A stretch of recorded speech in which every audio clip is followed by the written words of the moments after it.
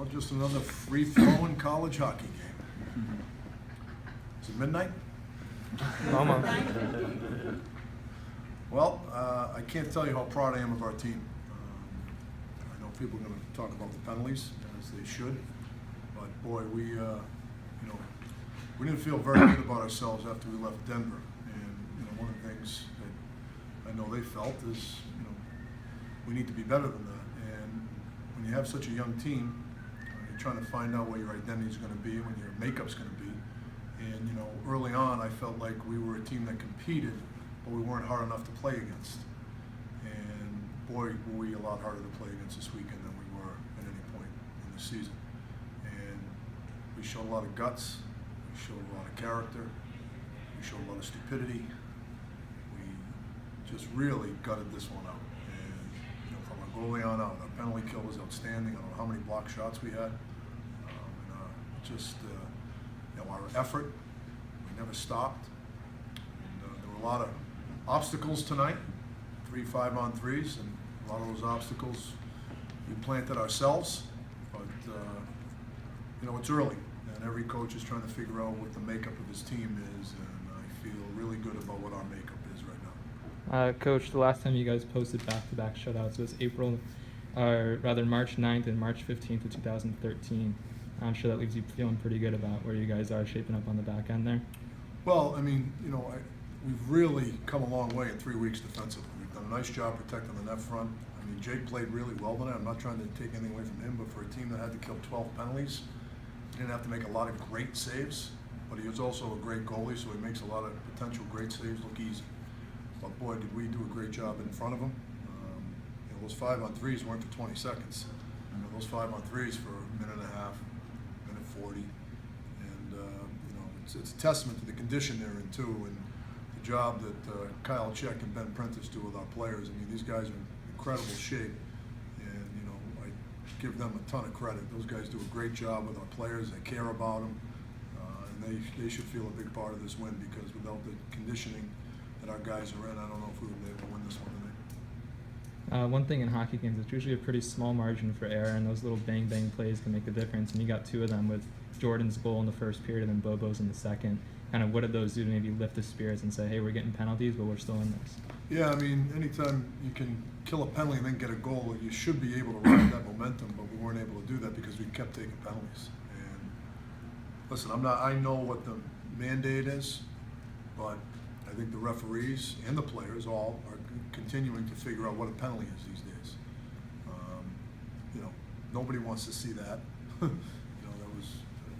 The game was ruined, and I'm not blaming the referees. The players need to adapt to the system and to the standard, but also the referees also do too. So this is going to take a little bit of time. All we can do is work on the things we can control and not take dumb penalties. Learn the standard, learn the mandate, and we'll take care of what we need to take care of. But I also think the referees will continue to work on what they need to take care of and realize what a penalty is in the new standard with the new mandate. Can you talk more specifically about Jordan, his second goal of the weekend? How nice is it to see him contribute early in the season this year? Well, we talked an awful lot at the end of the year last year. As good a year as he had 5 goals.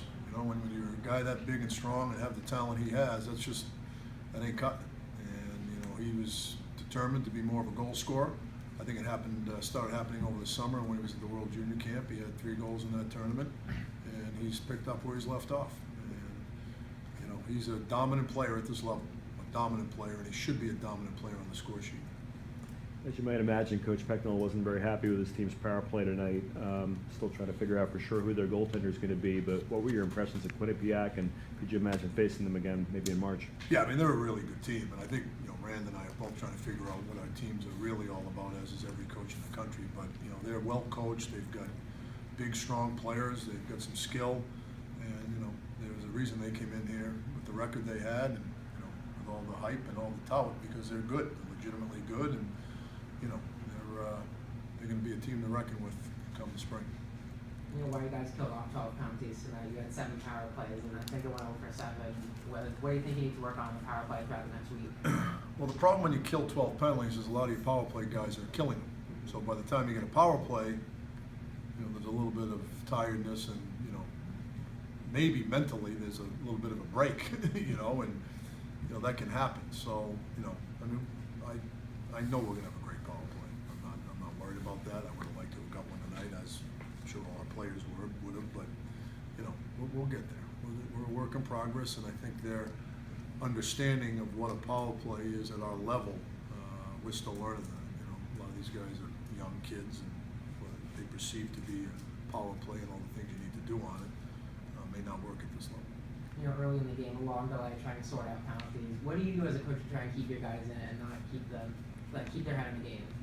Well, just talk about, hey, this is, you know, don't get frustrated. You're playing hockey in front of 6,000 people.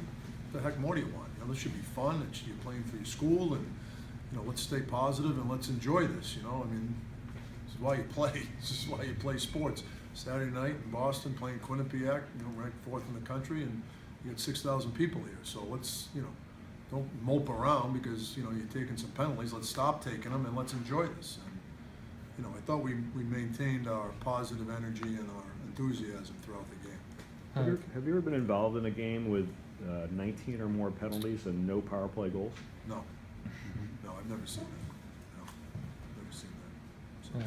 So. Any thoughts, Coach, on they're not going to show up on the stat sheet too much, but how Brandon Hickey and Dante Fabro are kind of fusing back there in the back end. They seem to be pretty much shutting down everything that came their way. Yeah, they played really well. You know, I thought the whole decor, McAvoy, Summerby, Chris, McLeod, I thought they all did a great job, and our penalty killers were outstanding. You know,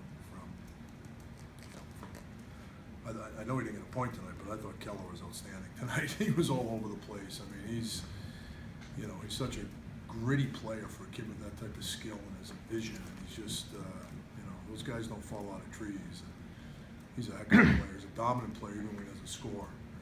I know he wants to score, and we want him to score too, and that'll take care of itself. But you know, I thought Roberto had a good night. I thought Bellows had a really good night. I thought obviously Greenway had a great night. JFK, you know, Kelly killing penalties. I mean, you know, we manned up. Olsen, I mean, they all manned up. You know, so you know, that's what it takes to win at this level. What does this weekend do for this team too? Now you guys have next weekend off before Northeastern. I'm sure it's a huge confidence booster. Yeah, well, you're going to live with the result tonight. You know, when we talked about that. You know, but we wanted to consume ourselves with our effort, mental and physical, because I think if we do that, the results will take care of itself. So, you know, we were more focused on, you know, being harder to play against, competing, and when we did that, the result took care of itself. Can you kind of expand on JFK's performance? It seems like he does some of the little things, and you know, his hockey IQ is, I think, off the charts. Could you expand on what obviously his play tonight? Yeah, well, we use him in so many situations, and he's got such poise. He's so elusive, you know, and he's a great skater. I think it's an underrated part of his game. He's really elusive. He's shifty. He's tough to defend. He's got a great stick. He's got a great head for the game. He's got incredible composure and mental toughness. I mean, that's why he's so highly thought of, and why we use him to the point of exhaustion. You talked about Keller not scoring. Is it rare to find freshmen who can still do everything else right, even if they're not scoring? Yes, it is. And he's, you know, he's so competitive. You know, I mean, you just see how he hounds the puck. He's a great penalty killer. He's a great penalty killer. And you know, he's a well-rounded player. And he's grown up an awful lot in 6 weeks. The recent penalties this year in Quinnipiac, leading country in power play percentage for the last 5 years. Was the PK something you stressed early on in the week in practice? Well, we've been stressing on it all year because, you know, I thought last year we didn't have a great penalty kill, you know, and you know, I take a lot of responsibility for that because, you know, looking back, I think we could have practiced it better, and you know, some of the things we needed to demand. And you know, it helps when you have more guys who can kill. I think we have more depth, so guys aren't getting exhausted. We got 6 to 8 forwards who can kill, which makes it easier for those guys because they're not as tired. And you know, we're always focusing on special teams. You know, last night half the team was special teams, and tonight more of it was. So, you know, you better practice them, and you better be ready because it's going to really influence the game. Are you talking about setting a limit on the number of penalties you want this team to take in a game? You'd never know. We want to take under 4. So I guess we could take some math classes here because we just took 12. Thanks, Coach.